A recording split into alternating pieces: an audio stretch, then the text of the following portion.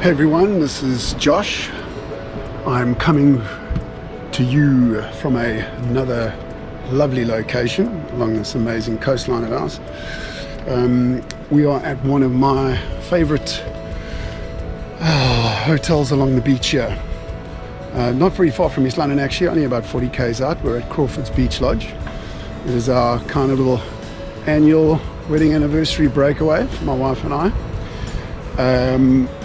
What an absolute stunning location, and like I would have said in the very quick little reel, I find that it's incredibly important to take these moments of personal reflection, and for me, I have to be somewhere that allows me to do that.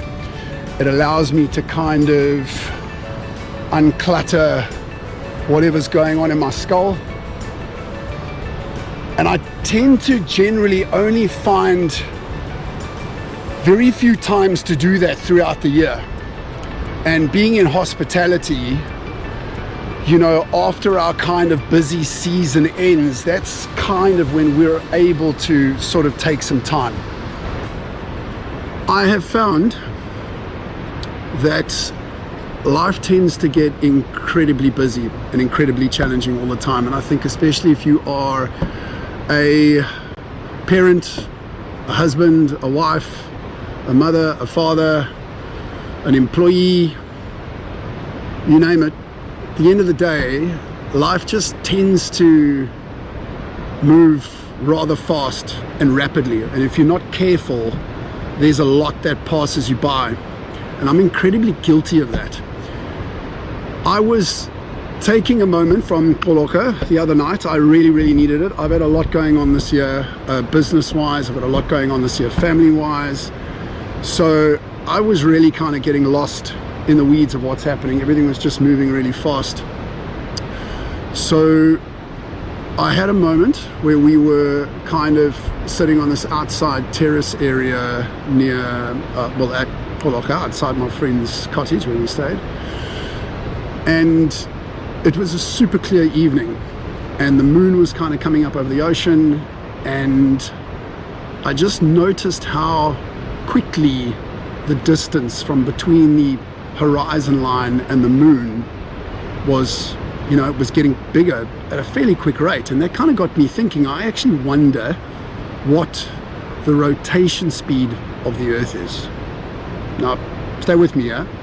This might sound a bit off topic, but when I went and popped it into the Google machine, it came up as the Earth spins at 1,000 kilometers per hour, roughly, somewhere around there, which is quite radical to think that we don't fly off it.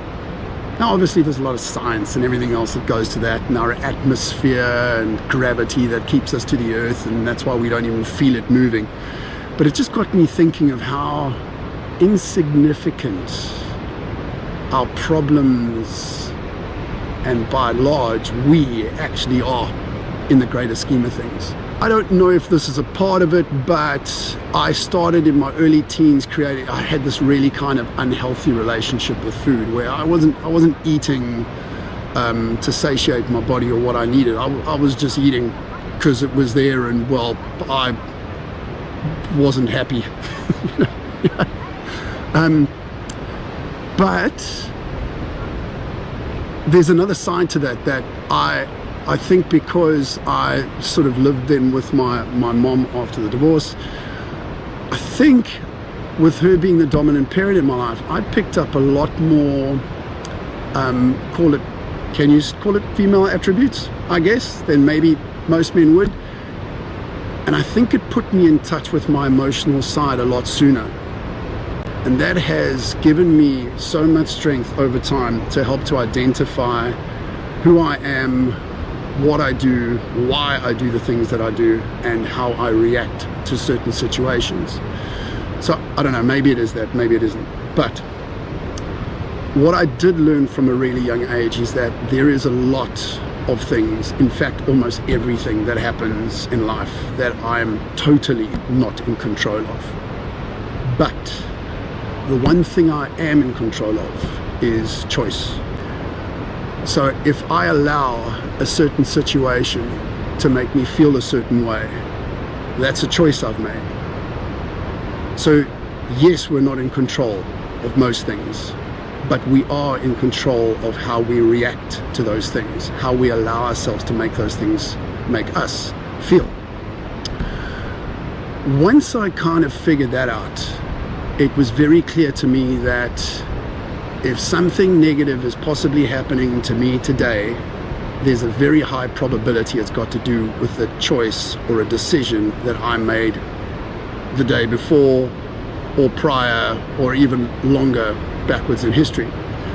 And once you kind of, I guess, accept that you are in control of the decisions you make, you're in control of the choices you make, it can be quite a defining moment. And I know it's very easy to say, yeah, well, that's easier said than done and all this other stuff. Well, that to me is a cop-out. Like, I'm not the kind of guy that believes that everything happens for a reason. I want to know what the reason is. That's my whole take on it. And it's that eternal search to find out what the reason is. I kind of call it joining the dots. If you can find out and try to figure out why, where you are today, where you are, is that a consequence of something that else has happened that you could have been in control of but allowed it not to? You've allowed yourself to kind of, well, everything happens for a reason, so this is my fate. So I guess the takeaway of this thing is, when I talk about, I'm not saying I'm happy 100% of the time. I don't know anyone who is, and all the money in the world and tea in China and any metaphor you like, anyone who says that they are 100% happy all the time is bullshit. They're talking cuck. It's impossible. It's impossible. But what is possible, to try and be happy and seek happiness the majority of the time. And that's all I try and do. As long as I'm trying my best to be as happy as I can possibly be, which means that I'm the happiest I can be for my family and my friends. It means I'm not exuding negativity and bringing negative energy into other people's lives, and I try and alleviate that as much as possible. So it's just being cognizant of the things you say, the choices you make, the impact that they can have not only on you but the people around you. Strip the negative things out of your life. Strip the negative people out of your life. Do the things that make you happy. If you're sitting in a relationship or a job that makes you unhappy every morning, you need to start to seek ways to change that. Because if you don't, this is where you'll always be. Again, everyone says it's easier said than done. Again, that's a cop-out. It can be done. You can do it. And if you believe in yourself, you aspire to be the best person you can be, you treat people with respect, you treat people with dignity, fairly, and you truly love the people around you and appreciate them for not just the value they bring to your life, but the value that you can bring to theirs, you will be a happier person. Join in the dots. So that's me. I hope you've enjoyed that. I thought this first one on The Good Turn, I wanted it to be something that was real. I wanted it to be something that was my experience. I look forward to going on this journey with Gordon, and along the way I'm sure him and I are going to discuss some of these things that we're going to put out there. So hope you all have a smashing start to 2026, and I guess as Jerry Springer would say, take care of you and each other. I'm out. See you soon. Lots of love.